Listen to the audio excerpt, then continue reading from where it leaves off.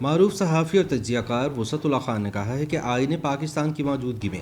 جب کوئی کہتا ہے کہ اگر یہ ملک قائم ہے تو صرف فوج کی وجہ سے، تو اس ایک جملے سے پاکستان کے پورے آئینی ڈھانچے کی اوقات الف ننگی ہو کر سامنے آ جاتی ہے۔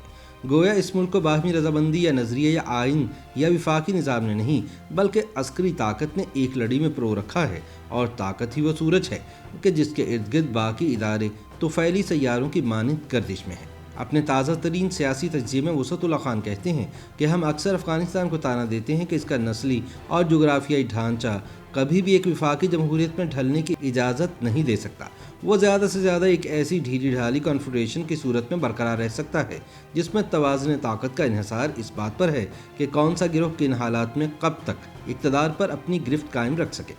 گویا ایک مسلسل جنگ ہے جس نے افغان سماج کو جکڑ رکھا ہے، اور اس جکڑ بندی کے سبب اجتماعی ترقی ممکن ہے۔ دوسری جانب ہم خود کو ایسی وفاقی ریاست کہتے ہیں جو ایک متفقہ آئین کے تابع ہے، جہاں ایک منتخب پارلیمانی نظام کام کر رہا ہے، عدلیہ کا وجود ہے، ایک مضبوط افسر شاہی اور انتہائی منظم فوج ہے۔ اس ملک کو ایک نظریاتی مملکت بھی کہا جاتا ہے۔ جمہوریت جیسی کیسی صحیح چل تو رہی ہے۔ اس اعتبار سے تو اس ریاست کو بہت پہلے ان ممالک کی صف میں آ جانا چاہیے تھا جہاں آئینی ڈھانچہ نہ صرف فعال ہے بلکہ اس کے سہارے سیاسی، معاشی اور سماجی ترقی کی رفتار بھی مسلسل ہے، اور عام شہری ہر وقت یہ بھی نہیں سوچتا کہ کل کیا ہوگا۔ مگر وسعت اللہ خان کہتے ہیں کہ ایسا کیوں ہے کہ ہم 75 برس بعد بھی انسانی ترقی کے معیار میں گنے چنے پسماندہ ایشیائی اور بہت سے افریقی اور لاطینی ممالک کے ہم پلہ ہیں، جو یہ دعویٰ بھی نہیں کرتے کہ ان کے ہاں ایک اچھا خاصا قابل عمل آئینی نظام ہے جس میں ہر ادارہ اپنے اپنے دائرے میں کمزور سے ہی مگر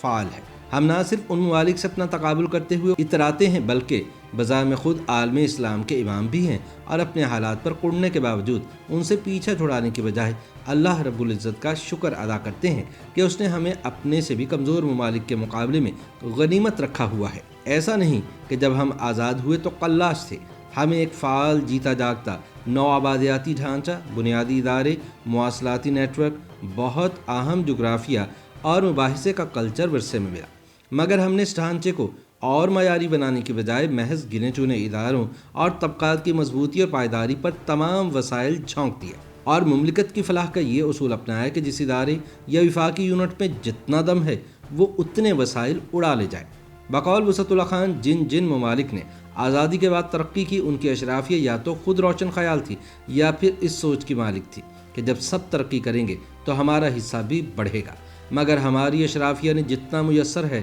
اسے سمیٹنے اور دیگر امور مملکت رواں رکھنے کے لیے قرض کو آمدنی جانا، یوں خود غرضی سکہ رائج الوقت ہوتی گئی، اور پھر سب ہی کا جھاکا کھل گیا، جس میں جتنا دم تھا اتنا ہی وہ لے اڑا، اور پھر انہی وسائل کو ملک کی قیمت پر خود کو اور طاقتور بنانے کے لیے استعمال جاری ہے۔ اس ملک میں ایک آئین اور آئینی اداروں کی دعویداری ہوتے ہوئے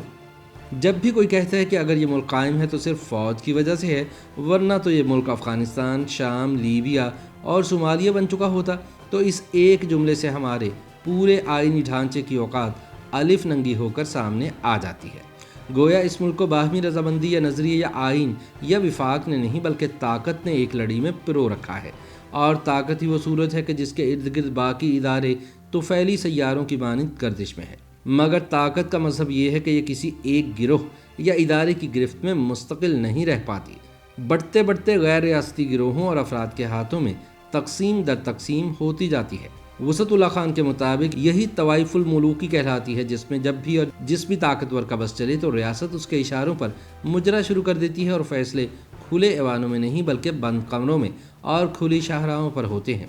مگر بقول وسعت اللہ خان اس سب کے باوجود ہمیں اتراتے رہنا چاہیے، کیونکہ ہم کوئی افغانستان، صومالیہ یا شام نہیں ہیں۔ YouTube پر گوگلی نیوز دیکھنے کے لیے youtube.com کی سرچ بار میں googly news T V type کریں۔ گوگلی نیوز کے پیج پر سرخ رنگ کے سبسکرپشن والے بٹن پر کلک کرنا نہ بھولیے۔ YouTube پیج پر اپلوڈ ہونے والی ویڈیوز سے باخبر رہنے کے لیے بیل آئیکن پر کلک کیجیے۔ آپ کو ہر نئی ویڈیو کے بارے میں نوٹیفیکیشن موصول ہو جائے گا۔